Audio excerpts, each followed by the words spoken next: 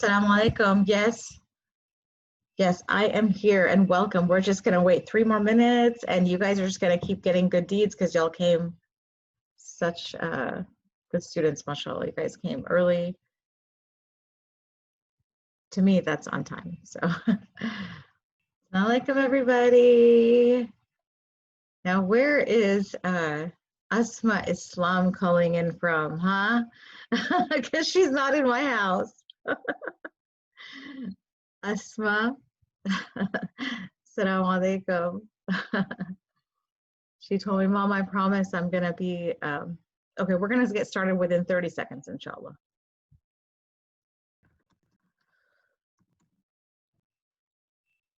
And أعوذ بالله من الشيطان الرجيم بسم الله الرحمن الرحيم. How's everybody? I missed y'all so much the last couple of days. Alhamdulillah, I'm happy to be here on week number 2 of our class. So inshallah, today we are going to be tackling some more topics. We've done really good on the topics that we have been able to touch upon in the first week. And honestly, I do call it touching upon because mashallah, I mean, that's the purpose of this class, is to be like an introductory level class. But subhanAllah, sometimes, you know, I'll think about how there's so much more that we want to talk about or other aspects to that particular topic. And if we can make it through touching upon a lot of these, then maybe in later classes, meaning that, you know, after we touch upon everything, then maybe we can go back and talk a little bit more and talk more about like techniques and all, inshallah, if we revisit some topics, inshallah, because all of these topics are very broad. So today, inshallah, I wanted to talk about a certain topic which has to do, it's a very important topic. And, you know, may Allah reward those people and teachers who were able to like impart a lot of this to me. Asma, I see you. Are you in the car? My daughter is driving home, but she's still joining class from a car. Alhamdulillah. And thanks to all of you from wherever you're joining. And really every single one of you is amazing, mashallah. So back to being, you know, the qualities that a Muslim has. There's inside of us, there's very important quality about, you know, it has to do with like our ego, our nafs. It has to do with how we feel about ourselves in relationship to Allah and others. And this quality, when it's healthy, when this quality is healthy and our ego is in a healthy place, we are going to be able to relate with ourselves better, relate with Allah as the kind of servant that we need to be, and relate with others, whether Muslim and non-Muslim, any type of person that we interact with in our life, whether they are just somebody that we interact with temporarily or somebody that we're in a family relationship with or in one of those like more permanent relationships with. If our ego is in check, then all of those things fall into place. But when your ego is not in check, all of those things, you know, when your ego is not in check, all of those things and all of those relationships are affected. In fact, when your ego is not in check, your own existence is affected, actually, and you yourself become unhealthy in the way that you experience life. And it's not a good feeling. It's not a good way. Somebody whose ego is not in a healthy place, or it's inflated, or perhaps the opposite, it's like, you know, deflated. It's not where it should be. That person is going to experience life in a way which is really not healthy, and they're not going to be relating with Allah in the right way. They're not going to connect with other people in the right way.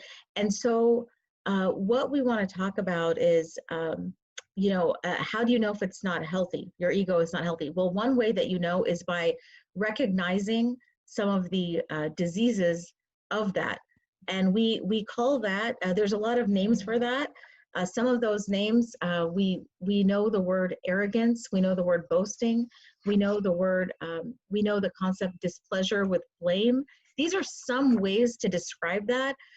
There's a lot more that goes into it, but inshallah, we're going to go over that. And this information is actually from this book, chapter, I'll tell you what page it's on. If you go to page 99, I think everybody has their book by now. Page 99 has the topic about arrogance. And today we're also going to get the topics from Hamza Yusuf's book as well, because he has boasting, arrogance, and he also has displeasure with blame. So I want us, inshallah, to touch upon that. So if you go to page 99, the first thing in the chapter is arrogance is defined. And so we have where it says arrogance is what? Arrogance is to look down on others, believing oneself to be superior, okay? So when we look down on other people, we feel like we are superior. When that is done in an unhealthy way, that's called arrogance. When that becomes like a permanent part of how we feel about ourselves, and that becomes arrogance. It says that the Prophet ﷺ said, one who has an atom's weight of arrogance in his heart will not enter heaven. This is, and let me finish it. It says, a man asked, but what if someone likes to wear fine clothes and shoes? The Prophet said, Allah is beautiful and he loves beauty. Arrogance is to disregard the truth and hold others in contempt. So that's the complete hadith from Muslim. So what's very notable or scary about this hadith, it says 1 atom's weight of arrogance. If somebody has 1 atom's weight of arrogance, how little is that? I mean, I can try to find an object on this table to find what an atom is, but even, I mean, this is probably one of the smallest objects I have on this table. An atom is so small, I mean, you could probably fit like 1 million atoms like on the tip of this highlighter, right? Atom is very, very small. And the fact that we're being told that if we have an atom's weight of arrogance, that we will not enter heaven, we really need to be careful not to have arrogance. We need to really purify ourselves. And we live in a world, particularly now with like the iPhone and the selfie and everything is about the individual. We live in a culture which supports arrogance, actually. It supports selfishness, and there's a level of individualism which can be healthy, but then when it becomes too much, that can easily become, arrogance. Arrogance is when you really are so consumed with your own desires. You think that other people's desire or other people's needs are not as important as they should be. Okay. And so obviously there's a healthy level, like, I have to feed myself before I feed people that I don't know. Yes. But then if it becomes where you just don't even care, you're so arrogant that you only care about yourself, that you're so selfish that there could be people right on front of you who maybe they're so poor and you have all this food, you could easily give it to them and you say, no, I don't care. They're not good enough for me. I'm so great. Who cares about what's going on? If you have this attitude, which is really unneeded, that can be an attitude of arrogance. And that is really what we need to look out for. We need to make sure that we don't have that level of a bad attitude. On page 100, we're told there's 3 degrees of arrogance, or 3 types. On the Kahoot, it describes as 3 types of arrogance. The highest degree, the most appalling degree, is arrogance in front of Allah. Okay, arrogance in front of Allah. So we know that Iblis or Shaitan had this kind of arrogance in the story where he was asked to bow down to Adam, and he had arrogance with who? With Allah, right? Because Allah commanded him to do something, and his arrogance was with Allah. Okay. Also the Fir'aun. The Fir'aun is also one who is arrogant with Allah.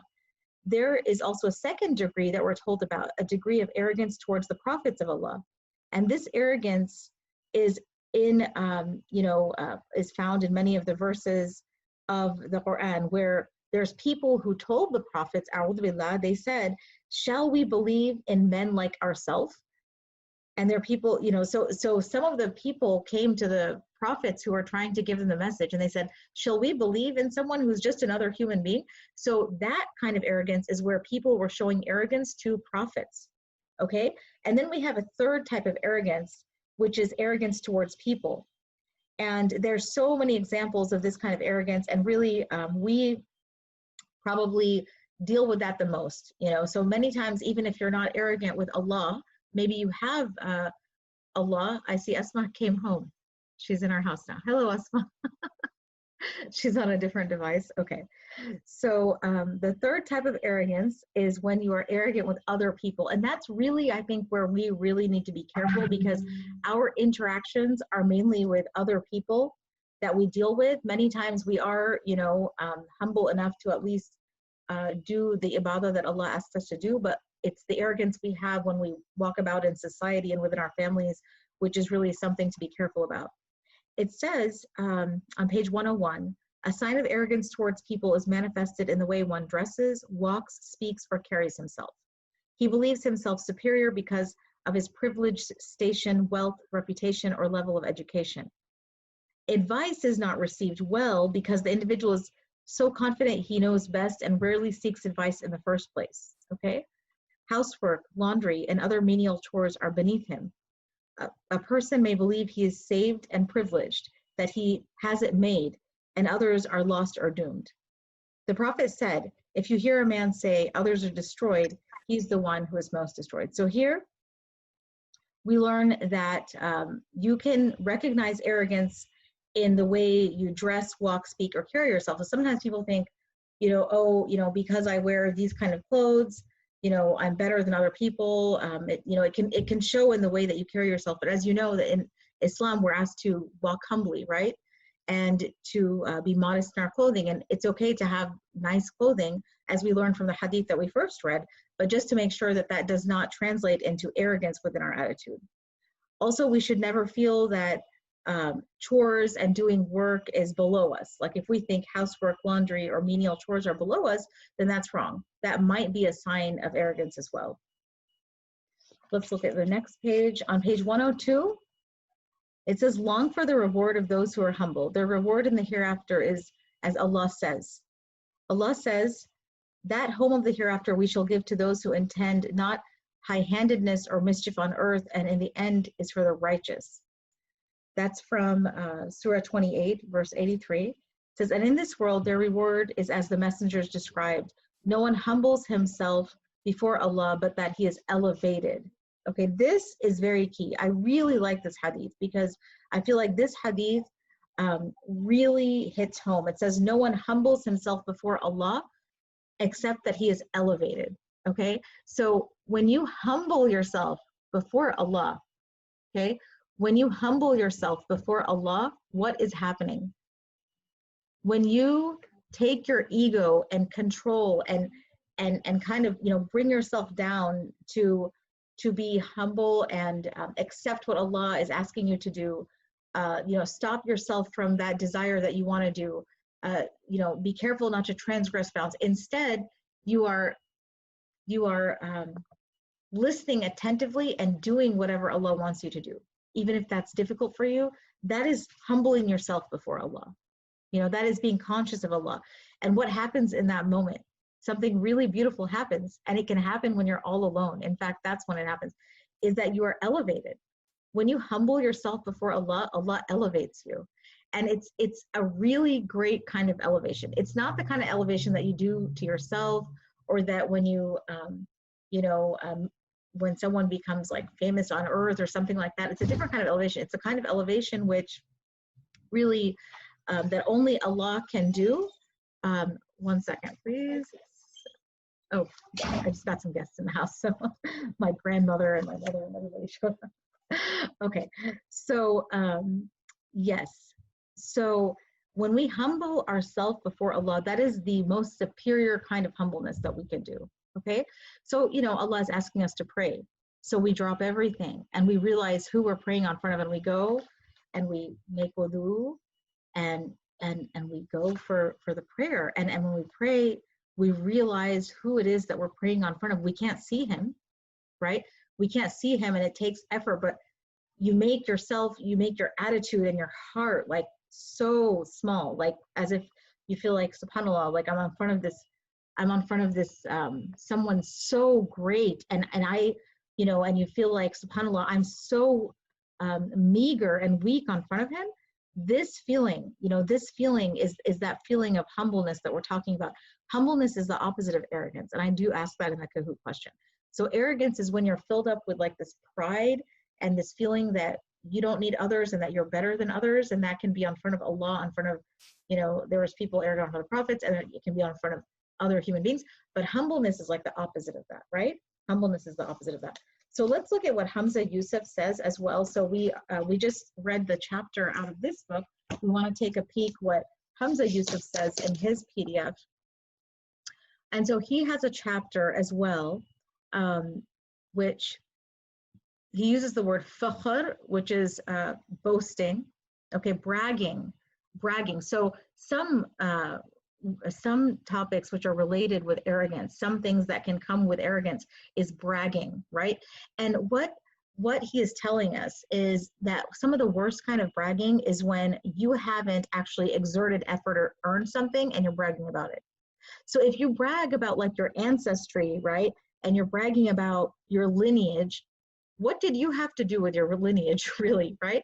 I mean, you have your lineage. The family that you come from has nothing to do with your effort or your decision.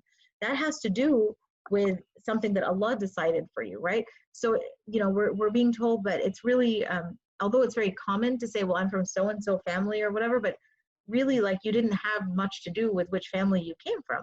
And we're reminded in Surah 31, verse 18, this is in the first paragraph of that chapter, it says, God does not love the arrogant and boasting ones. Okay, also, kibr. We're reminded in paragraph 2 about kibr. Kibr is arrogance, the Arabic word for arrogance. The Prophet warned against arrogance. No one will enter paradise who has an atom's weight of arrogance in his heart. We talked about that. And God said, I will divert my signs from those who show arrogance without right. Okay, if you don't have the right to show arrogance, Allah is basically going to do what? Divert my signs. He's going to not only not guide you, you will fall into misguidance. Okay, and that's from Surah 7, verse 146. Also, Allah says in Surah 40, verse 35, He sets a seal upon the heart of every arrogant tyrant. Okay? In this book, we are taught some different reasons people show arrogance at times. And so there's different kinds and qualities of arrogance, and it helps to know about that so that we can catch that within ourselves. So here on the next page, it says there's different qualities. The first type is where a person just feels superior. It says, Imam al-Ghazali said, people of knowledge are in great danger of arrogance than anyone else, because the knowledge they have attained may lead them to feelings of superiority. And sometimes it can be knowledge, but we know in this dunya that there's also these people get these degrees and these credentials, and people sometimes feel that they're better than another human being because they have a certain degree, because they have this much education, right? And so this is also related with that, because if you feel like you're better because of that, and you're always looking down at somebody else, this might cause you to mistreat that other person, right? And we need to be really careful about that. Nothing entitles us to mistreat another human being, right? We have to do justice to everybody. We have to be fair and kind to everybody. And so this is something we need to remember. Number 2, the second type of arrogance, it says that when a person shows contempt or scorn to others, okay? The third type is related to lineage. It says in some cultures, if somebody has high birth, then they behave a certain way or they behave nobly. And so Surah 49, verse 13 says, indeed, the most honorable of you in the sight of God is the most God-fearing of you. Surely God is all-knowing and all-aware. So how can we use this verse in our thinking? Whenever we look around at people and we think, we think, wow, this person has this money or status or popularity or fame, and we start thinking, who is better than others? Sometimes we start thinking that. But this kind of sometimes creates this value system inside of us, right? Where we start valuing people, and we start valuing, we create our values of this dunya. But what if we believed what Allah said and brought this into our understanding, where the most God-fearing is the one who is the most honorable, the most God-fearing? This is a unique teaching in Islam, right? Because this is talking about something inside of a person.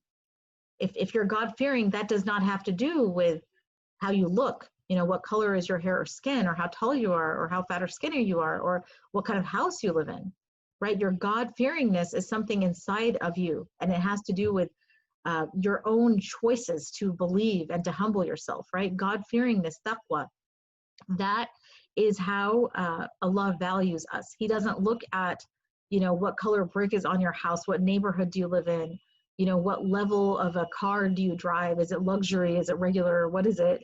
What class do you fly, when you're flying and traveling? Are you in economy or business class? These are not the ways that we should really evaluate a person's self-worth or evaluate, their rank. It's actually, in Allah's eyes, it is who has the most taqwa. Therefore what?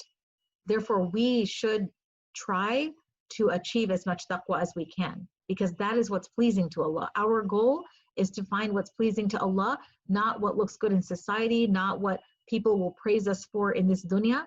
There's some things that are okay to be praised in this dunya, but we have to keep it in check, right? So the whole idea, at the beginning we were talking about our ego and how it's very, very important that we keep that under control and keep that in check. So even if we have something in this dunya that is normally something that would make a person proud, or maybe it is some sort of a dunya blessing, we should never get arrogant about that, right? We should realize that this is something from Allah, right? Something good. Maybe it is a good thing, but we don't give ourselves so much credit that we become arrogant. We realize Allah has given us this thing. We will use it in a way that pleases Allah. We're not going to use it in a way that displeases Allah. And we're not going to become arrogant from that thing, right? Okay, so another,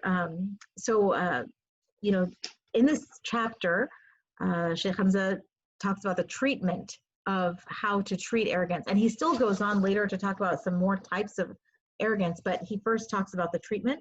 So one of the treatments that's in the Quran, it says that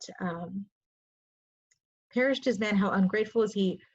From what did he create him? From a sperm drop he created him and proportioned him. This is from Surah 80, verse 16 to 19. Let man reflect from what he was created. Okay? He was created from ejected fluid that issues from between the loins and ribs. That's Surah 86, 5 to 7. Also in Surah 76, has there come over man a time when he was nothing remembered? We created him from a sperm drop mixed in order to try him.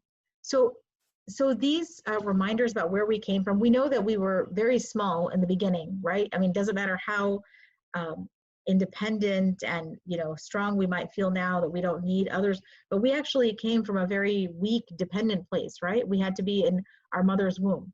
There was a time when we depended on the food that came through our mother's, the umbilical cord. There's a time when we were babies, right? And who took care of us at that time? Our mothers took care of us, right? Stayed up all night, gave up their comforts and their careers and their fun outings, and they gave up their sleep and their health, and they gave up so many things to take care of us. And that is one person that we should always be humble in front of, right? Because we were weak when our mothers were strong, and we had to be cared for that time. In fact, our mothers fed us milk for how long? For many months, maybe a couple of years.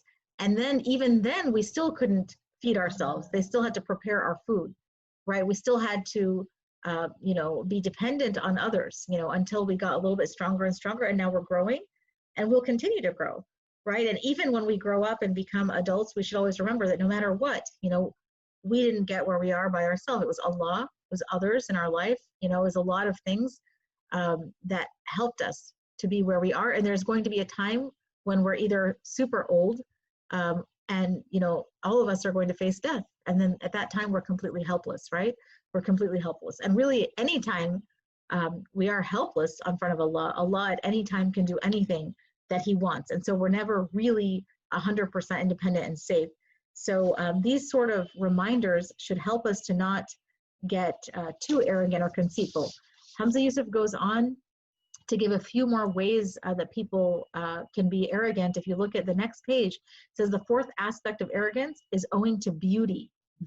So some people, we know this, that some people become arrogant and proud over their looks, okay? And there's this huge culture, of, where everybody is praising people for their looks. You have models, supermodels, the arrogance that comes from that, it's also spilled over into our culture, into just the normal society, right? So somebody might think that because they look better, they're better than others. And yet majority of the factors about our looks are not things that we decided or controlled, right? Usually we were given, you know, the color of our hair and skin, our height, these sort of things are things that we were endowed with, blessed with by God, and yet people become arrogant, you know, about that. Says the fifth arrogance is due to wealth, okay? And so some people may feel that their wealth is a reason for them to think they're better than others, right? Yes, maybe it's a blessing which makes you live a better life than others, but what we have to be careful about is like that feeling inside of our heart that we are not really better than others, right? And there's so many things we can think about in order to achieve that. We can think about the fact that there might be people working much harder than us who still have less than us. We might have something, you know, because someone else, you know, has, you know, done something to get that, or, you know, at the end of the day, it is from Allah. All the good that we have is from Allah. We should never think that we're better than somebody else because of because of the wealth that we have. The sixth is arrogance based on strength. A man once came up to the Prophet and challenged him to wrestle. The Prophet agreed, and twice the Prophet threw him to the ground. The man was astounded that the Prophet was able to do that. He said, "I've never been thrown to the ground." He said the man's arrogance was rooted in his personal strength, which he thought none could match. Okay, so that, you know, there was a man basically who was surprised that anybody could wrestle him to the ground because he had so much arrogance. He thought nobody could do that to him.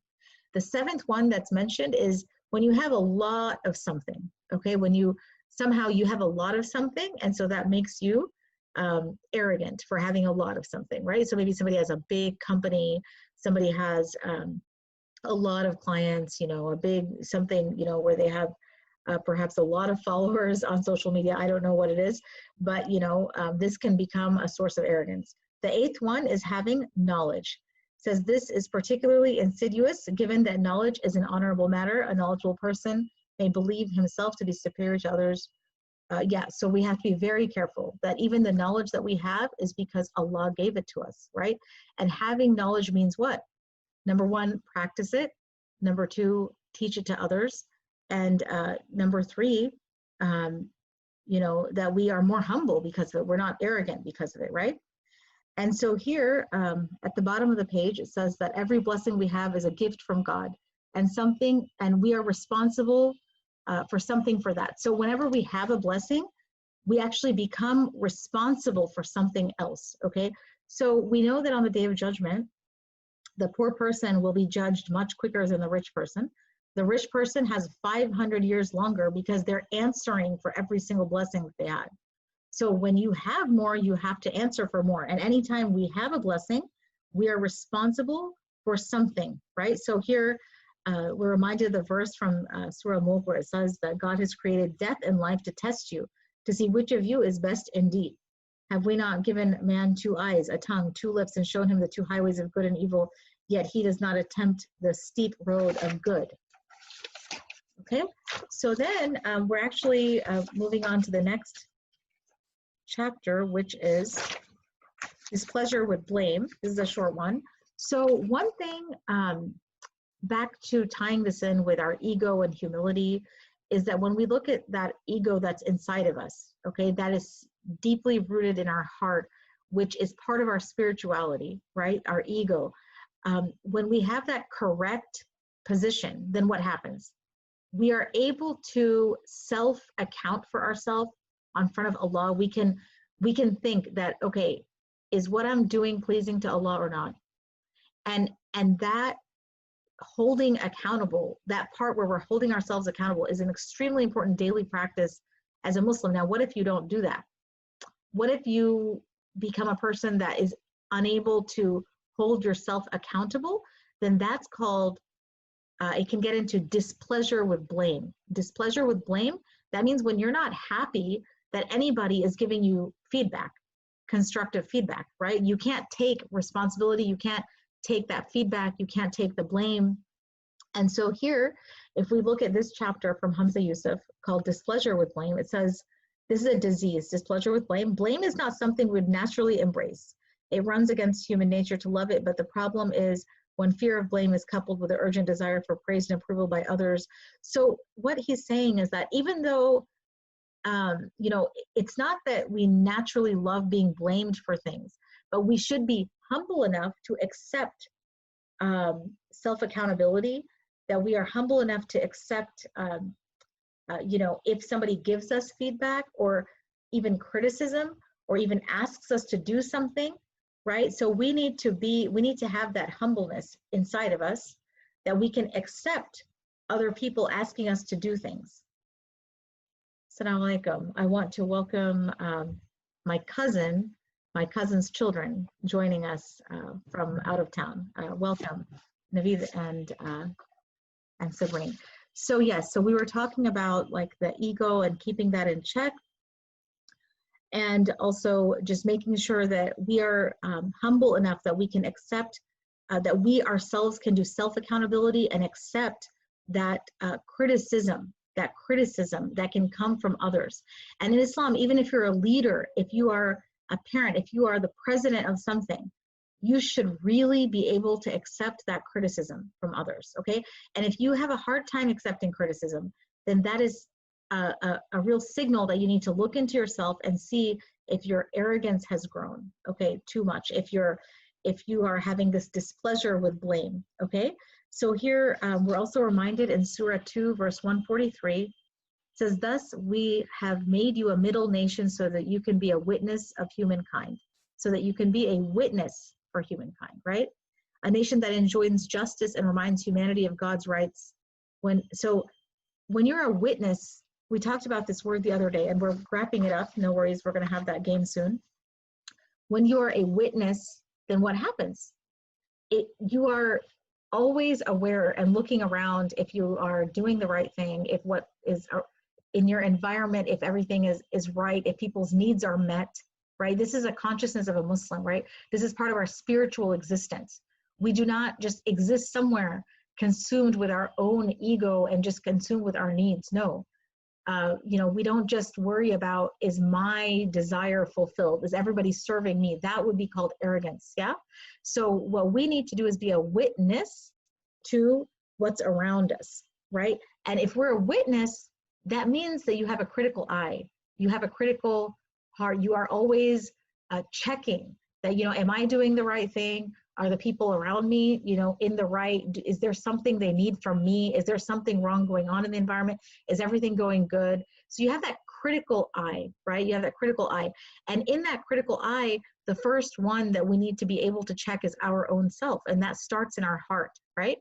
So if you are with your siblings or your family members, you have to see how you're reacting when people are asking you to do something, right? You have to kind of look within yourself and check that if you really don't like it when people ask things from you, check and see maybe your ego is really not in a place that's pleasing to Allah, yeah? And so this is a really big topic that it will take, you know, we can always revisit, but I did want to touch upon it because that ego is what is going to help us. When we keep that ego in check, it's going to help us relate with Allah, with the Quran, right? When you realize that message in the Quran is for you and you have your ego in check for that, then you can receive that message. But if you feel arrogant, if you have an attitude of arrogance to Allah and to the Quran, you're never going to feel like anything applies to you. You're going to say, oh, you know, I'm already good enough. I don't need to listen what's in the Quran, right? But, you know, it is only when our ego is in check and we, you know, keep check of our arrogance and we get humble. And by the way, that effort of controlling your ego, that entire effort is rewarded by Allah. It is rewarded by Allah. Allah doesn't just oversee that. When you are trying to tame yourself and make yourself more humble, really you're getting so much good deeds from Allah, okay? And so let's see, let's hop over to our Kahoot game, inshallah. We have covered those 4 sections, mashallah, you know, quicker than I thought, alhamdulillah. So everybody opens up their Kahoot game. Once again, a very simple Kahoot game. Let's see, and I'm going to share my screen.